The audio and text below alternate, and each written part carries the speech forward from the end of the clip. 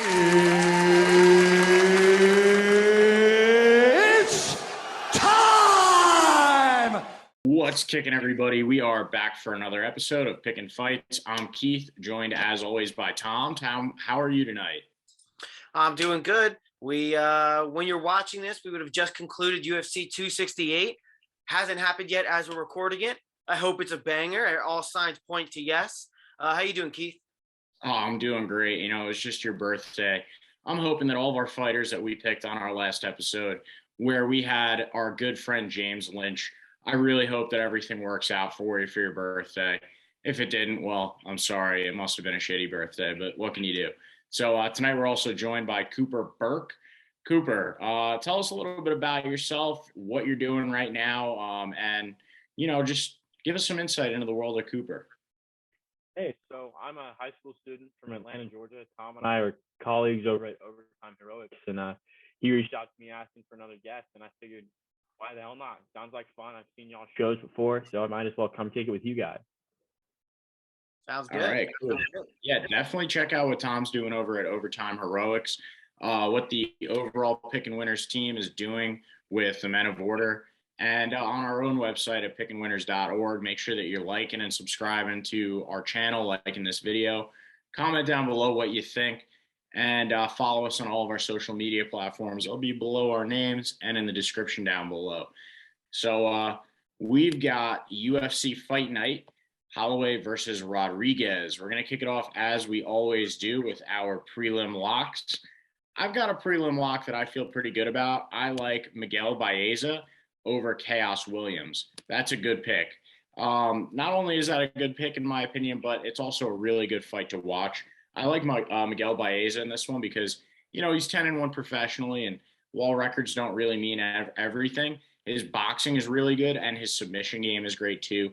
I really like his fight IQ. He's got a high fight IQ, and when he does down his opponents, he knows when to jump in and kind of submit them, wrestle around on the ground a little bit, use some jiu-jitsu rather than your typical ground and pound game that you see from a lot of fighters. Not to mention, if you're doubting this a little bit, go back and watch his last fight with Santiago Ponzinibbio, because that was an absolute banger. That was a great fight to watch, an absolute war between those two guys, just back and forth. And, if it was a back and forth between Miguel and Santiago, well, I think it's just going to be absolute obliteration of Chaos Williams by Miguel. What do you guys think about that one? Tom, what do you think? Yeah, I like that pick. I am a little bit more nervous about Chaos Williams than I guess your average person, but generally speaking, I think Miguel Baez is going to get this one done. Cooper, you like it? What? Yeah, I'm going to have to roll with you on that, but I echo Tom's sentiment because I've seen Chaos Williams fight. They call him Chaos for a reason, and I've seen him put out several opponents with one or two shots. So if I was Miguel Baez, I would, be a little bit more careful than he usually is. But I still think Baez is going to come out there with his hand raised. Yeah, I don't know. I don't think Miguel Baez is too chinny, so I like his chances in this one. Tom, you got any prelim locks for us? Yeah, I'm looking up and down the card right now. I think probably one of the biggest locks of the entire card is going to be on the main card. It might be our main event, to be honest with you. I don't know if anybody's going to be taking down Max Holloway at the current state that he's in, especially the last ones we've seen him fight. But I think for me, I'm probably going to have to go with Sean Woodson over Colin Anglin. I think Sean Woodson, the sniper, he's been getting much better over his last few fights. Looking down at Tapology, there's 362 votes, 89% are on Woodson. Overall, you look at the last few fights, I think Colin, he's yet to pick up a win inside the UFC. He won on the Contender Series, a unanimous decision. Other than that, wins outside the UFC against competition that's, not all that great. In the WXC, fighting Will Frost at 1-1, fighting Andrew Karsten at 1-2. The level of competition is at stark disparity for these two fighters. So for that reason, I'm going to go with Sean Woodson. Yeah, I like the pick. I definitely like the pick. I'm going with you with Woodson on that one. What do you think, Cooper? Yeah, the competition, like you said, is just ridiculous. Woodson's off a decision win against Yusuf Zalal. And his last loss was by Darce choke to Julian Erosa, but we know how good Julian Erosa is on the ground. He's got wins over Terrence McKinney, Rashard Lovelace, excuse me. So all those guys are legitimate fighters, and I think he's been kind of on a tear lately, especially with how he fought against Yusuf Law. I think he's going to continue that form against a guy who's largely unproven in Colin Anglin. And you also just looked that he's 6'2" going against Colin Anglin at 5'9". He's going to have an 8-inch reach advantage going in there. I think all signs are pointing towards Sean Woodson here. Looking at the betting odds, he might be further enough down the card where, hey, this ain't too bad of a pick. I know he's minus 270, but at this point, you can definitely throw that into a parlay and pick yourself up a quick lock as a leg. Yeah, I've got another prelim lock as well. I'm going with the Kung Fu Monkey Song Yadong over Julio Arce. I really like this pick personally, for a couple of factors, right? Song Yadong, he's only 24 years old, and he's already out there getting a lot of wins in the UFC. He's a very technical fighter. He goes for a lot of point wins. He wins by decision a lot. And he's already got wins over like some semi-notable names like Casey Kenny, and then some really notable names like Chito Vera. And then, you look at Julio Arce's wins, and one that really stands out to me is over Dan 50K Ige, but that was back in 2018. We've definitely seen a reemergence of Dan Ige in the past couple of fights. So I really like Song Yadong here. Young technical fighter. And I think that he's fought a higher level of competition than Julio Arce. So I saw you make a face there, Cooper. What do you think?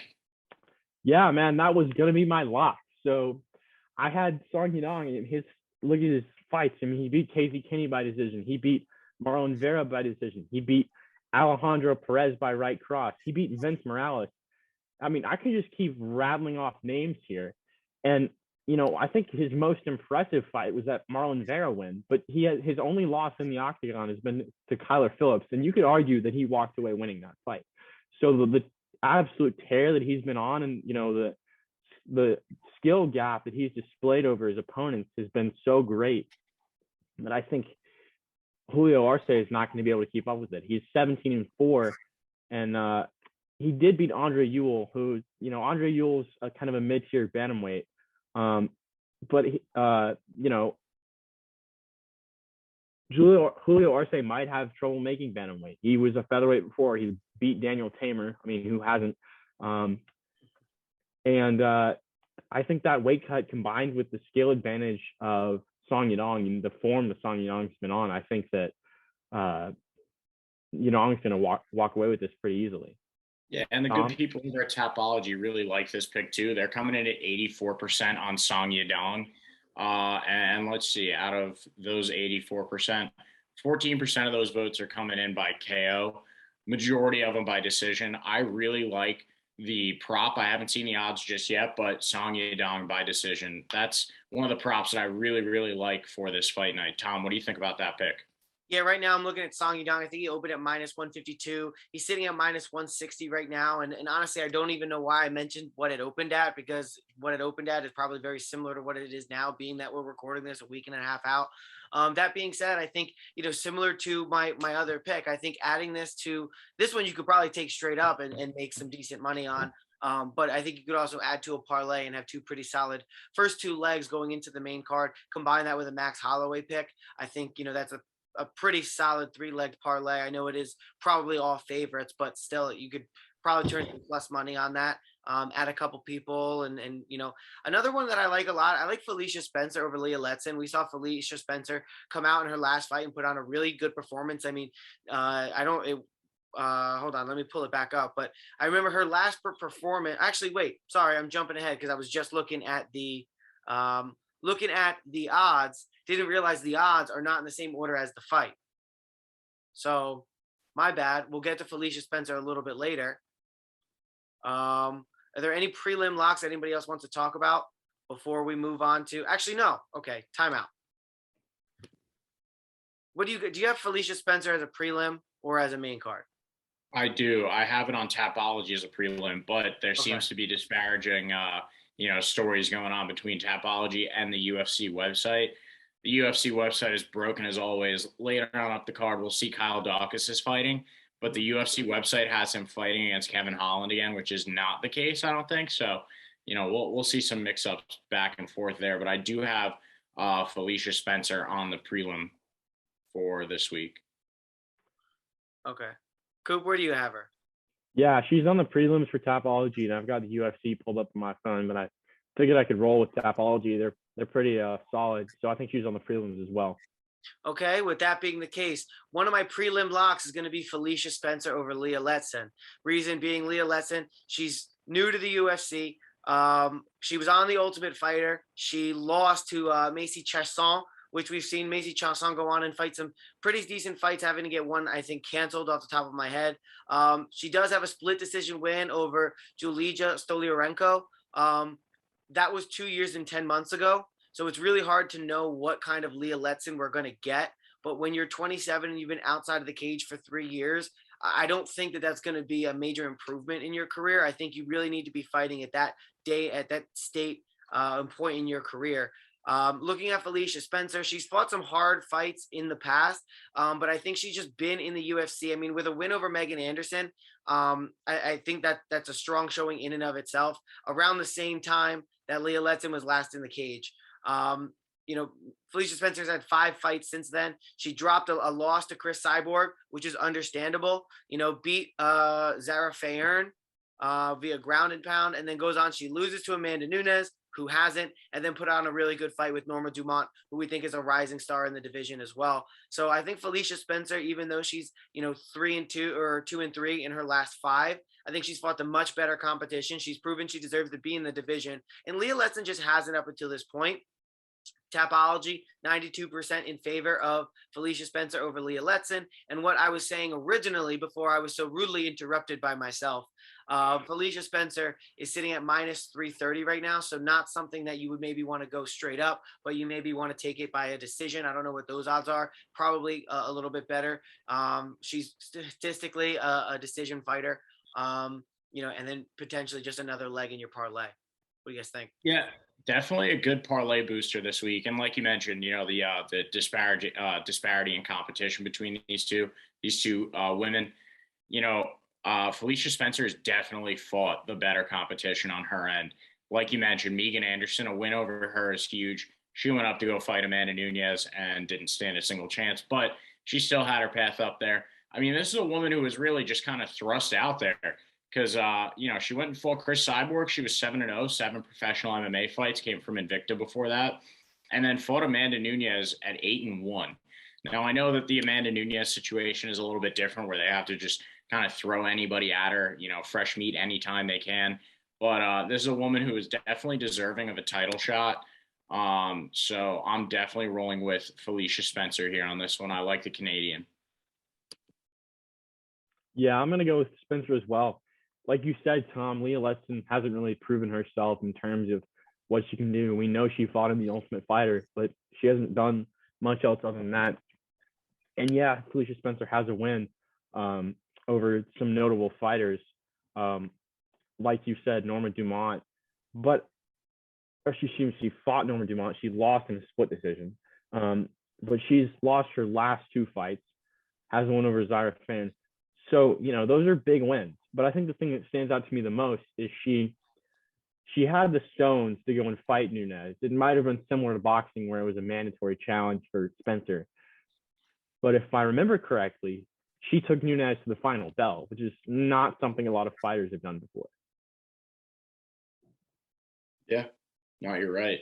And just about that Norma Dumont fight real quick. Yeah, split decision. I walked away from that one feeling robbed because I had Felicia Spencer in that fight. So we'll move on up to Kyle Daukaus and Roman Dolidze. Tom, what do you think about this one? Yeah, it's going to be really interesting because Roman Dolidze, one of the fights I watched against Trevin Giles, it was just a really disappointing performance from him. He just really kind of pushed Trevin Giles up against the cage and kind of just held him there. Or I'm sorry, that's the Liriano Staropoli fight.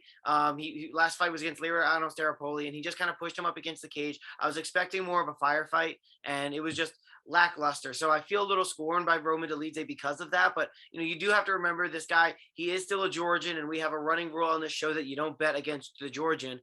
Kyle Daukaus, even though he was able to strangle Kevin Holland, that's not saying much because Kevin Holland's wrestling is just piss poor at this point. He's also strangling a definitely concussed Kevin Holland.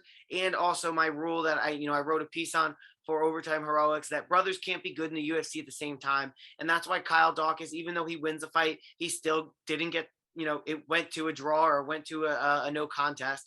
And then now he's going to be paired up with a Roman Dolidze, who is a freak of nature. The measurables are the same, but when you see a picture, it looks like Roman Dolidze really should be 1 or 2 weight classes above Kyle Daukaus. Kyle Daukaus looks like a teenager, to be quite honestly. Jesus, I can't talk. Kyle Daukaus looks almost like a teenager, quite honestly. And you just don't pick against the Georgian. Tapology, I'm looking at it. It has it about 56 to 44 actually in favor of Daukaus over Dolidze. I do think Dolidze probably is the least strong of the Georgian clan, but hasn't proved me wrong before. I'm going to go against Roman Dolidze.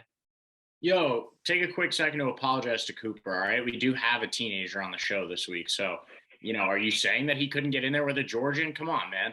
I'm saying I'll he get want to ass get in whipped. there with a Georgian. No, I'll pass. I will 100% pass, especially getting in there with Roman Dolidze. He does look big for the division.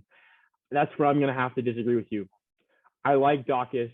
I like the way he's fought his last few fights. He did lose to Phil Hawes, but Phil Hawes is scary, man, especially for a middleweight. Phil Hawes doesn't look like he can – I don't even know how he fits in those shorts. But Kyle Daukaus looked really good against Kevin Holland. I think he's going to continue that, even though Roman Dolidze is a step up in competition from Holland.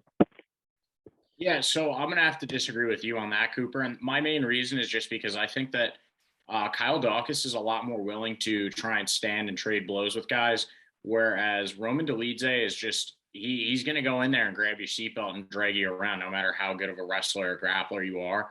Laureano Sarapoli, he definitely is not the same level grappler that Kyle Daukaus is. But, I see this going one of two ways. Either it's going to be very competitive and split down the middle like the people on Tapology are on this one, or Roman Dolidze is just going to grab Kyle Daukaus, take him into deep waters, and just drag him around the edge of the cage. I think Kyle Daukaus, he's definitely way better at grappling than Laureano Sarapoli, but I think Dolidze is just one step above Kyle Daukaus. But who knows, man? He's still in good shape from that fight against Kevin Holland. At least you would hope so. He can't really degenerate that quickly. But it'll definitely be competitive. I see Roman Dolidze having a clear edge in this one in terms of approach and attack. So we'll move on up to the Cynthia Calvillo fight. And she is fighting Andrea Lee. So, Cooper, how about we let you kick this one off? What do you think of this one? Man, this one's kind of an enigma for me because Calvillo is she's 1-2 in her last 3 fights. She's also had a draw against Marina Rodriguez. So I don't really know what to think of Cynthia Calvillo because, we hyped her up when she fought Jessica Andrade. We hyped her up when she fought Caitlin 2K, and she got dominated in both those fights, losing by punches to Andrade. And so I think this is really going to be the fight where she I don't want to say makes a name for herself. Let's fight where she steps up. I will say Andrea Lee didn't look all that great in her last 3 fights before the Shevchenko fight. She lost to Roxanne Modafferi. She lost to Lauren Murphy. She lost to Joanne Calderwood. Those are 3 of the better girls in that division. And Anthony Shevchenko isn't, she isn't what her sister is. But I do think the Shevchenko win is gives her a little bit of credit. But I still am going to have to roll with Calvillo. As much of an unknown as Calvillo's game is right now, Andrea Lee just hasn't shown me enough, especially in the kind of poor form she's had, to think that she's even going to touch Calvillo. So I'd take Calvillo by a decision just because that's how she fights. Yeah, I'm with you on that. You look back at Calvillo's record, and, she has wins over Joanne Calderwood. They both have wins over Montana De La Rosa, who has a special place in my heart.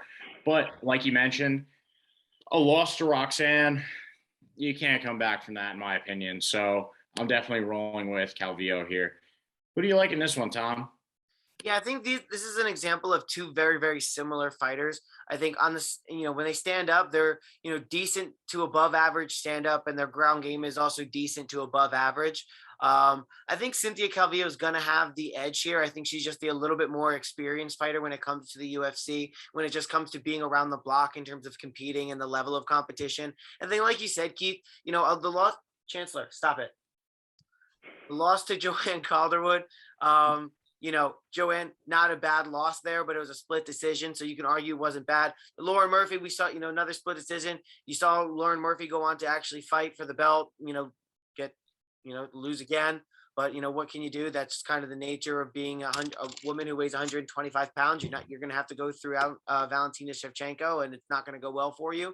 And then you go and you lose a unanimous decision to Roxanne Modafferi, 24-17, notably coming up on retirement in her next fight. I just don't know how I can get past that loss. You can say it's a bad, just a bad showing, and it's not indicative of who she is as a fighter. But then she comes back. She does armbar Antonina Shevchenko, but at the end of the day, the rule I said last time, the rule I write about, when you have one sibling that's good, the other can't be good. And so for that reason, I don't know if I count that Antonina Shevchenko win as highly as Cooper does. So for those reasons, I also think Cynthia Calvillo, she's a little bit better on the feet. I don't see her, giving up too many positions on the ground. I think her stamina is a little bit better. I think she's a little bit more used to the division and used to being in the UFC and being in more, big moments. So I'm going to go with Cynthia Calvillo over Andrea Lee, but I am going by decision. I think, this fight is definitely going to go to the decision. I don't see how it gets stopped. You mentioned Roxanne's next fight, which is against one of my favorite up-and-comers, King Casey O'Neill. Casey, I'm single, just letting you know. So next up, we have Ben Rothwell versus Marcos Rogêrio de Lima. I'm going with big old Ben Rothwell in this one. It's going to be a big boy battle. These two are going to be swinging at each other. But I do like that Ben Rothwell is much more technical. I think he hits a little bit harder, and he's a lot smarter than De Lima. And, just going back on his fight history, he has notable wins over guys like OSP back when OSP wasn't, the guy he is now, the broken shell of who he is. Stefan Struve, and he had a battle with another, big-time up-and-comer. Just fought this past weekend, Marcin Tybura. And going over to Tapology, we got 86% of the votes coming in on Ben Rothwell. Makes me feel better about my pick. I just think he's such a technically sound big boy. He's never really going to make that leap into title contention, but, he's a good journeyman. He's a good gatekeeper. And, he's always there to test out guys that are on their way up. And I don't think that Rogêrio de Lima is that type of guy that's going to get past Ben Rothwell this weekend. Tom, what do you think about that one? Yeah, I think it's Ben Rothwell all the way. I think it's either going to be a decision or a finish by Ben Rothwell.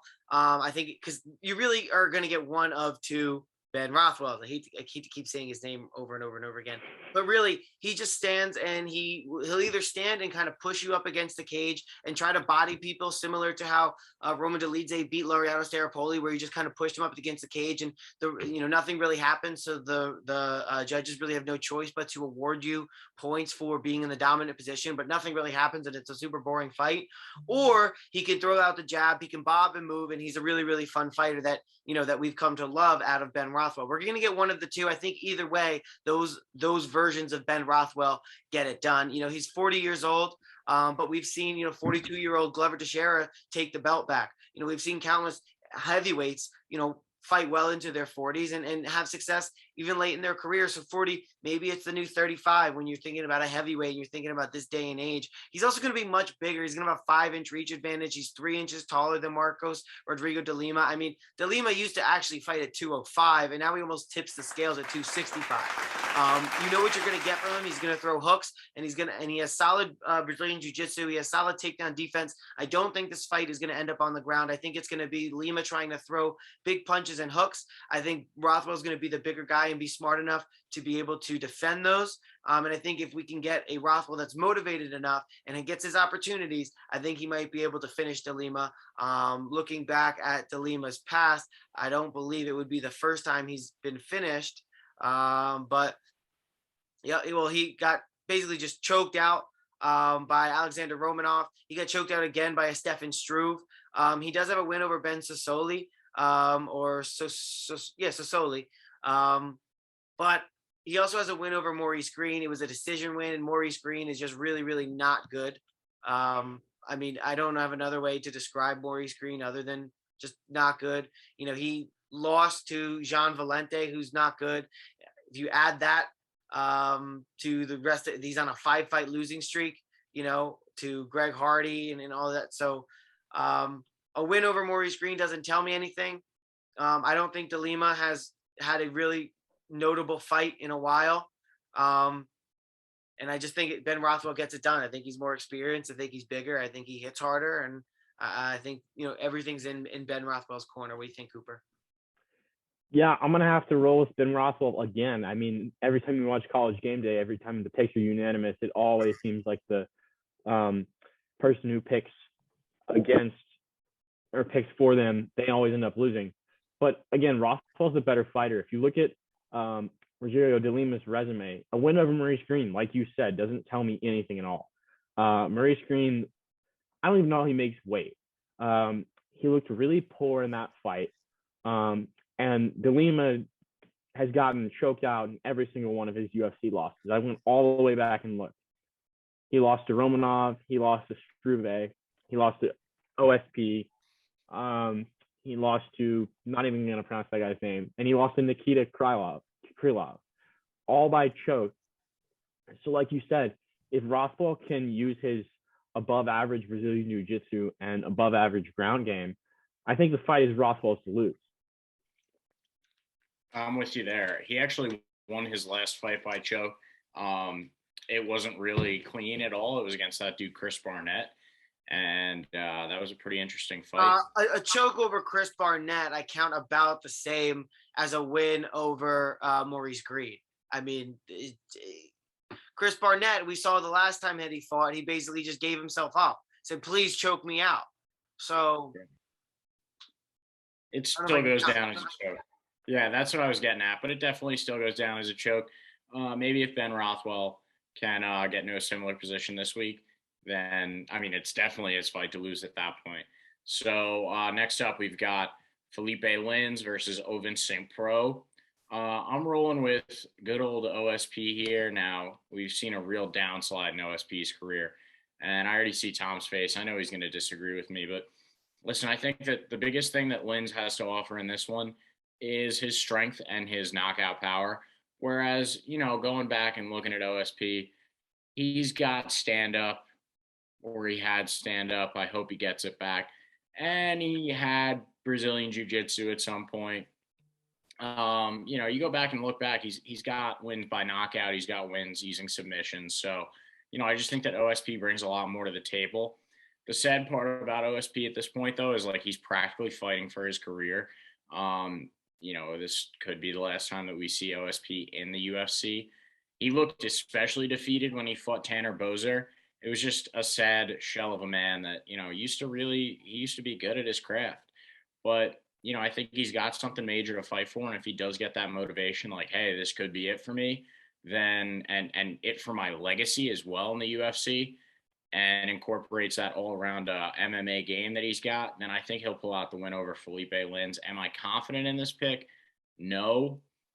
But part of me is just pulling for the guy that's really on a big downslide lately. So, Cooper, what do you think about that one? Yeah, my heart says OSP, my head says Lins, but I do think OSP is going to pull it out. He's had a little bit of issues with weight in the past. As you know, he was a light heavyweight for the longest time. He fought Jamal Hill. He fought Tanner Boser. So I guess he bounced back and forth. But his last win, I think, was Alonzo Menifield, his last win was Alonzo Menifield.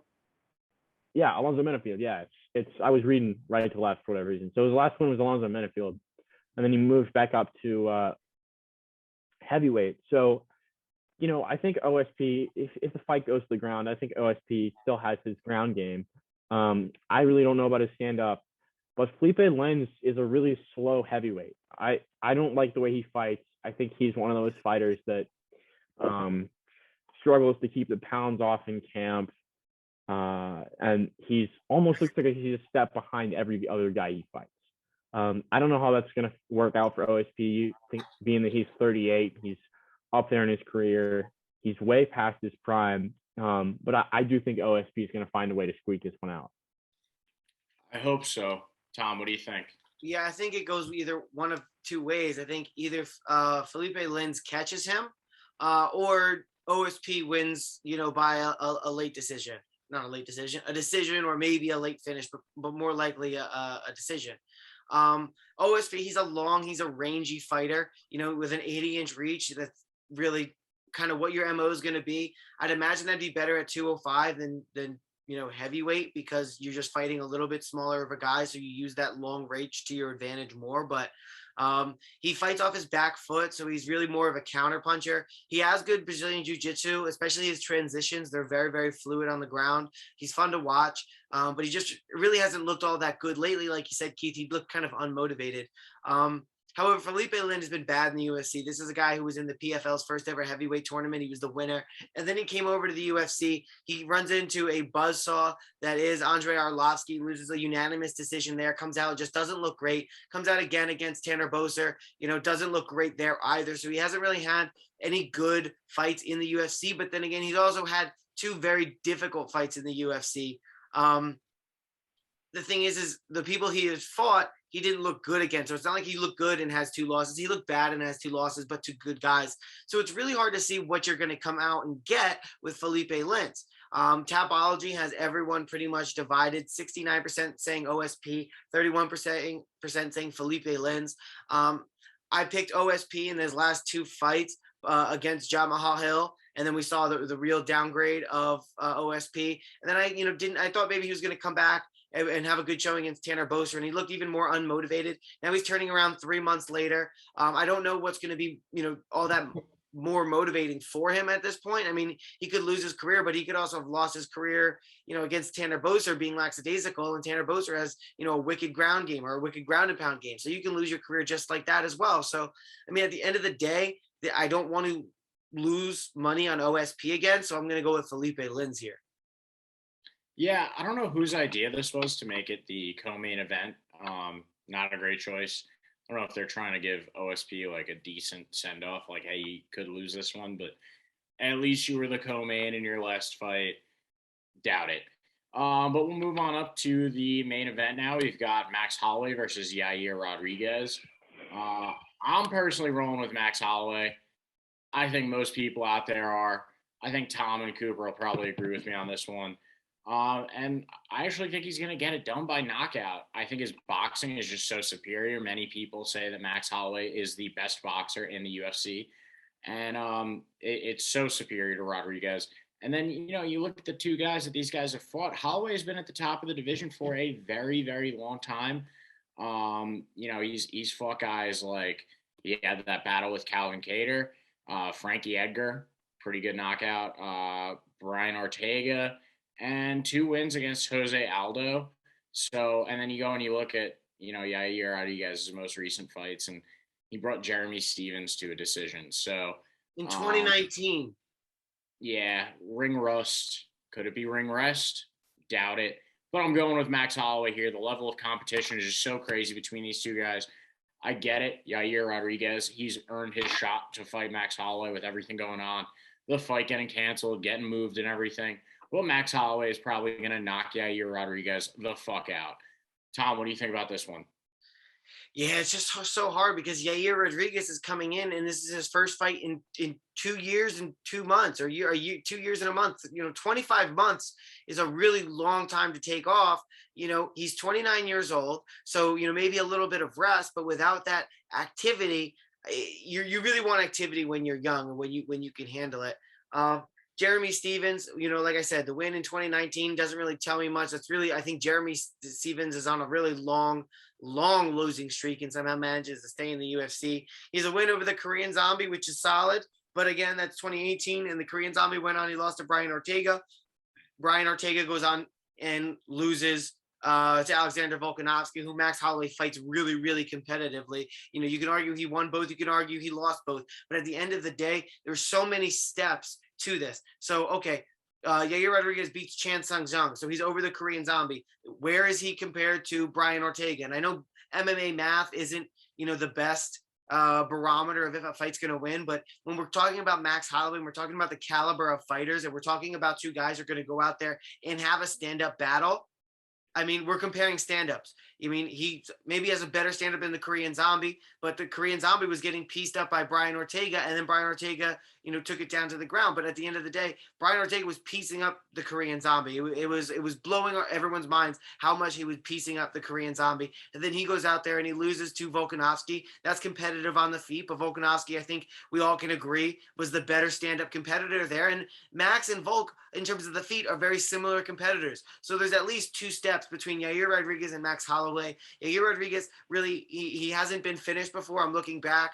He hasn't really been finished in his career. He has, what is this? He only's got 2 losses. One of them is to Frankie Edgar, which is a doctor stoppage. And then he's got 1 loss really much earlier in his career. I think he's going to get his first official loss here. But I think it's going to come by decision. I think he's going to probably have a really, really good chin. Max doesn't hit all that hard anyway.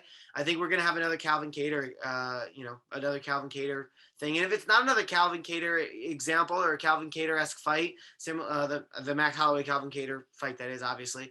If it's not going to be like that, I think it's going to. If it's anything better than a Max Holloway beatdown on Yair Rodriguez, Yair Rodriguez can chalk that up as a win in his book. Yeah, I misspoke before. I do want to say I said that Max Holloway knocked out Frankie Edgar. He did not. I was thinking about the Jose Aldo GMP finish that he had, but I digress. Cooper, what do you think about this one?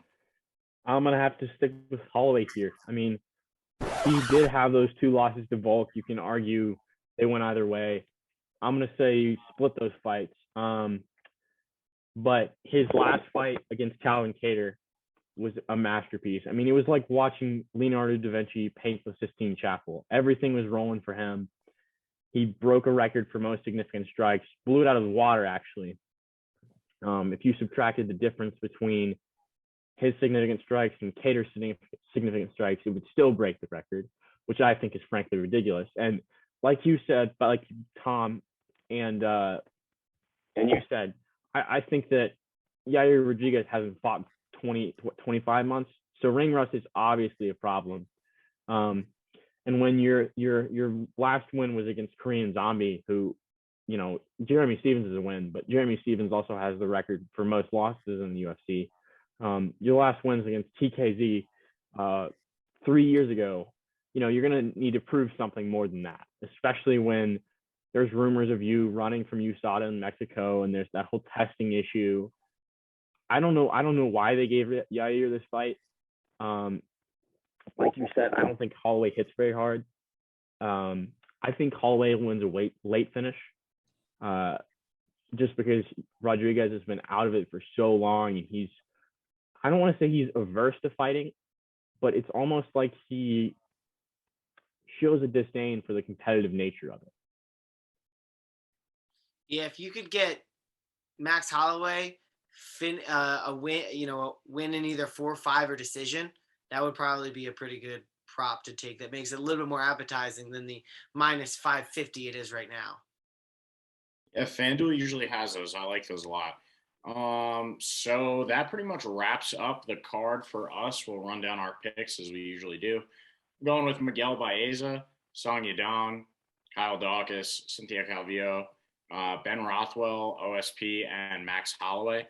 And I'll just remind all the people at home, my name is Keith. So keep that in mind. Tom, what are your picks? Yeah, I'm going to go with, at the bottom of the card, I am going with, I don't think I'm going to take your Miguel Baeza pick. I'm a little bit nervous about Chaos, like Cooper said. He's called Chaos for a reason. I'm going to take Song Yadong. I'm going to go out on a ledge and take Thiago Moises. Not a lock, but just I have a feeling. Also have a feeling about Liana Jojuja, Georgian fighter, so I'm going to keep rolling with that until it doesn't. As an actual lock, I'm taking Sean Woodson. An actual lock, I'm taking Felicia Spencer. In the main card, I'm taking Roman Dolidze. He's a Georgian. I'm taking Cynthia Calvillo. I'm taking Ben Rothwell. Taking Philippe Lins, and I'm obviously taking Max Holloway. I like that idea of doing the late decision. Yeah, I actually just said I'm taking Kyle Daukaus. I meant to say Roman Dolidze. Made a whole argument for him before. Don't know why I said Kyle Daukaus now. And I'm mentioning props. I do like the Song Yadong knockout prop as well. Cooper, run down your picks for us real quick. Well, I'm gonna have to go with Baeza. I failed to mention a lock of mine earlier. I'm not gonna go too in depth. Just Kennedy and Cheku. I love watching that kid fight. He absolutely dominated Carlos Olberg last time I saw him fight, and I've seen highlights of his last 2 fights before that. He's just been on a roll. Song Yadong again for me.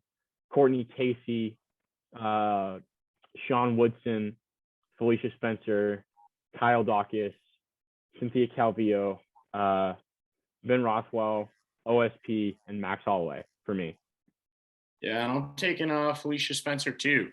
So that wraps up this episode of Pickin' Fights. Thank you to Tom and Cooper for joining me tonight.